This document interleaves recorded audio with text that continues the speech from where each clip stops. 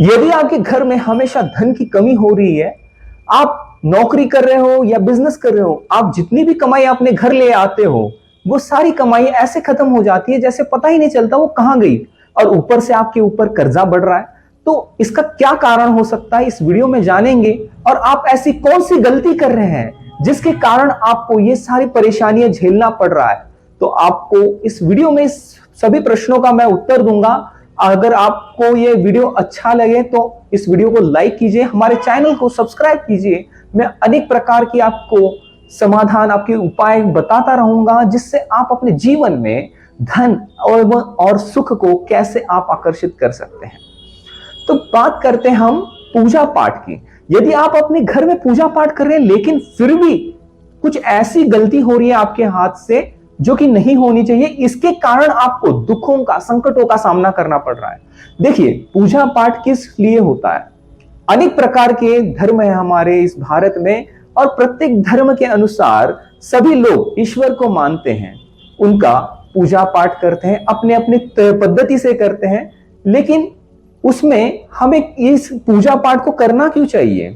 देखिए, पूजा पाठ करने से हमें सकारात्मक ऊर्जा मिलती है, और उसी सकारात्मक ऊर्जा से हमारे घर में धन की सुख समृद्धि आती है। धन हुआ, अपना मान सम्मान, परिवार में सुख शांति, ये सभी चीजें एक सकारात्मक ऊर्जा से ही आती हैं। यदि नकारात्मक ऊर्जा आए तो दुख कष्ट आना शुरू हो जाते हैं। तो आप हमेशा अपने घर में पूजा पाठ करते हैं, फिर भी आपको ये क्यों इस संकटों का सामना करना पड़ रहा है, तो इसके बारे में जानते हैं। यदि आप घर में पूजा पाठ कर रहे हैं, आप सुबह शाम पूजा करते हैं, लेकिन पूजा के बाद अगर आप आरती करते हैं तो उस आरती को करने के बाद आपको अपने सभी जितने भी आपके कमरे हैं, आपका लिविंग रूम, आपके बेडरूम्स, सभी जगह को आपको जो है सभी जगह पे आपको उस आरती को लेके सभी जगह घुमाना है।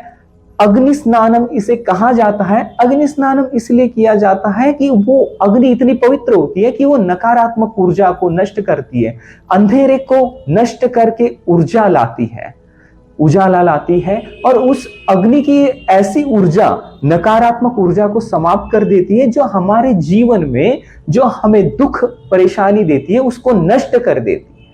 तो आपको अपने घर में जब भी आप पूजा पाठ करें, अपने घर में जब भी आप आरती करें, उस आरती को सभी अपने कमरों में आपको लेके जाना है। हर एक कोने में आपको उस उजाले को दिखाना है, क्योंकि वास्तु के अनुसार कोने में ही नेगेटिविटी जो है अपनी समाना शुरू कर देती है। वैसे कोने आपको लगे कि होता है ना कि किसी कमरे में आपको नेगेटिविटी फील होती है, किसी कमरे में आपको पॉजिटिविटी फील होती है।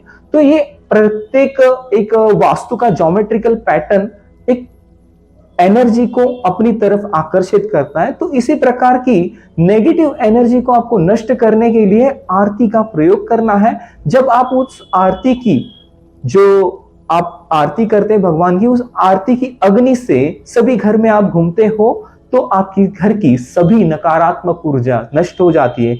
और उस आरती को अपने पूर्ण घर में घुमाने के बाद आपके मुख्य दरवाजे के पास जाकर, मेन एंट्रेंस में जाकर उस आरती से आपके मुख्य दरवाजे की आपको आरती करनी है।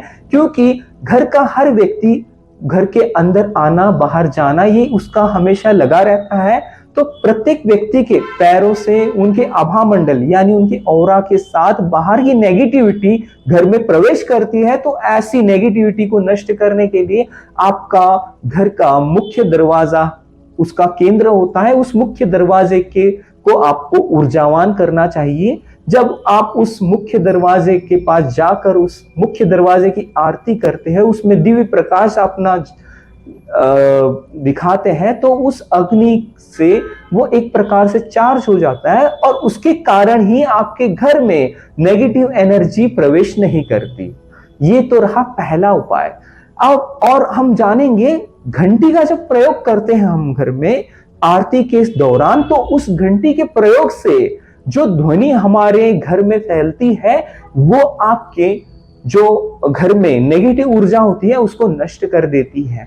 इसके साथ हम हमारे पूजा में गंगा जल का उपयोग करते हैं। जब हम गंगा जल का उपयोग करते हैं तो सिर्फ हमारे ऊपर ही नहीं उसके छींटे लगाते, हमें उस गंगा जल को अपने सभी घर के कोनों में, दीवार में, मेन एंट्रेंस डोर में भी उसके छींटे लगाने चाहिए, जिसके कारण घर में सकारात्मक ऊर्जा बनी रहती है, वास्तु शुद्ध होता रहता है। यदि मेरी जानकारी आपको अच्छी लगी हो तो चैनल को सब्सक्राइब करें, वीडियो को लाइक करें और अपने क्वेश्चन आप मुझे कमेंट में लिखकर बता सकते हैं।